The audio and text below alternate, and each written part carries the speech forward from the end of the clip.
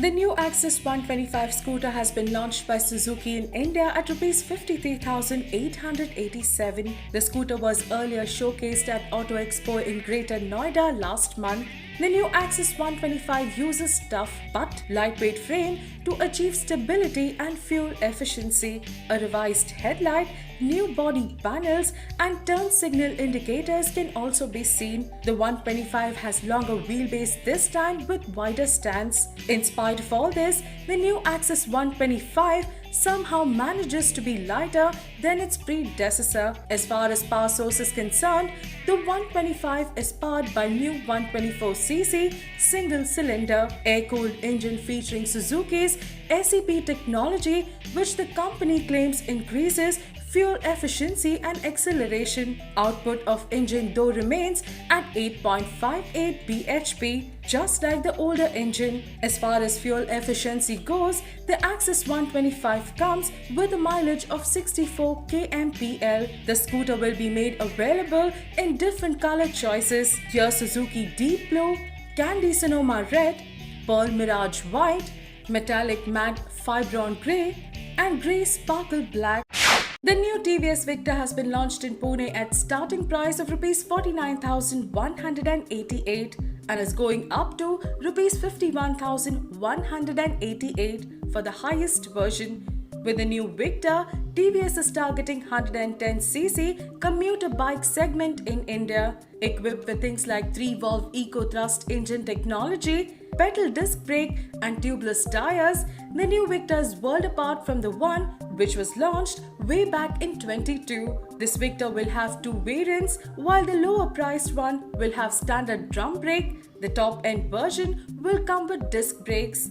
The 110cc engine gives a peak output of 9.46 bhp and peak torque of 0.96 kgm. As we all know, mileage is a big concern in India.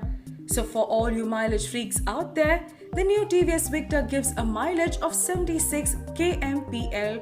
In this segment, the Victor will now have fight against the likes of Mahindra Centuro, the entire Honda Dream range and Suzuki Hayate. The long list of Mercedes-Benz S-Class sedan will get new engine variant by the end of this month, and that will be S400. From the suffix 400, it's clear what type of engine the car would come up with. It would be the same 3.0-litre twin-turbocharged direct injection petrol V6 motor that E-Class Cabriolet uses. The engine produces a peak power of 329 bhp and peak torque of 49 kgm.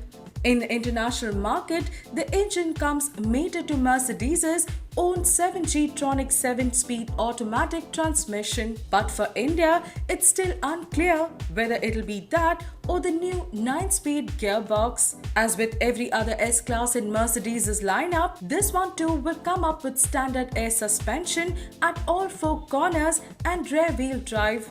When launched, the new S400 will become the most affordable S-Class with petrol engine. We believe the price of S400 will hover somewhere around Rs 1.5 crore mark in the Indian market.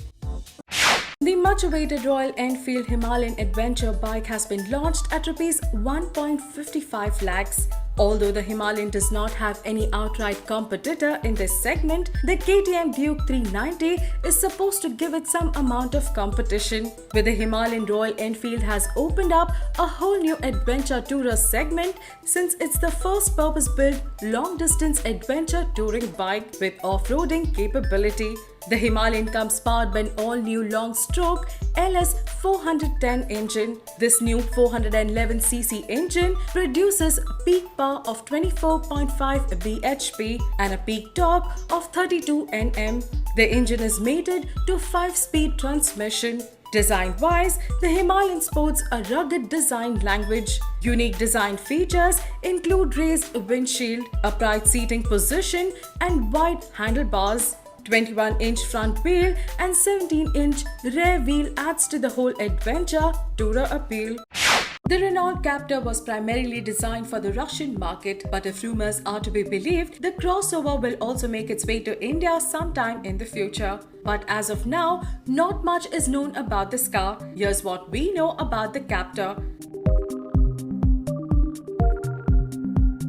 The Captur will be based on Duster's B platform and will be bigger than its cousin Captur. With C Renault's newest common module family, platform was not used because of price and time restriction. The Captur will be front-wheel drive, front-engine vehicle. An all-wheel drive model will be made for Russia because of Russian weather condition. The car will be offered with various engine types ranging from 1.2 to 2.0 litre, including 1.5 DCI engine and 1.6 flex fuel engine, depending on the market in which the car is being sold. Transmission option is still not clear, but it's highly likely that Indian version may have Easy-R AMT system. As of now, the car is being produced at Renault's Moscow plant and will be launched in Russia this year. India launch may happen sometimes next year, most probably during the festive season in India. The new Prius has been unveiled by Toyota at the ongoing New York International Auto Show.